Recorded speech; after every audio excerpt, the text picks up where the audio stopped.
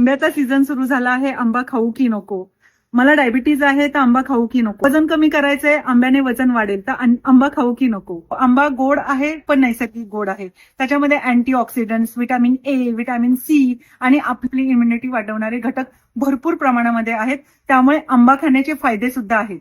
आता डायबिटीज आहे तर आंब्याचा आस्वाद कसा घ्यायचा? डायबिटीज असेल तर तुम्ही आंबा उपाशीपोटी खाऊ नका. तो खाताना तुम्ही तुमच्या ब्रेकफास्ट आणि लंचच्या मध्ये म्हणजेच मिडमील मध्ये खा. 100 ग्रॅमपेक्षा जास्त आंबा खाऊ नका आणि तो आंबा खाताना त्याच्याबरोबर मुठभर फुटाणे किंवा थोडेसे मखाणे किंवा ड्रायफ्रुट्स असे खा, ज्यामधल्या प्रोटीन आणि फायबर्समुळे तुमची शुगर लगेच स्पाइक होणार नाही. दुसरी गोष्ट, तुम्ही तुमच्या वेट लॉस जर्नीवर आहात आणि तुम्हाला आंबा खायचा आहे तर तो कसा खायचा? रोज तुमच्या ब्रेकफास्टच्या आधी तुम्ही 100 ग्रॅम आंबा खाऊ शकता किंवा तुम्ही तुमच्या मिडमील मध्ये खाऊ शकता. आंबा खाताना तो नॅचरल वेने आणि तो फोड करूनच खा, म्हणजे फायबर सहित खाल्ला जाईल.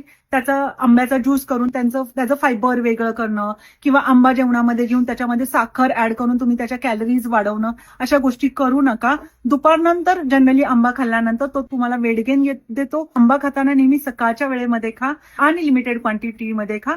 आठवड्यामध्ये तुम्ही 2 ते 3 आंबे अगदी सहजपणे खाऊ शकता.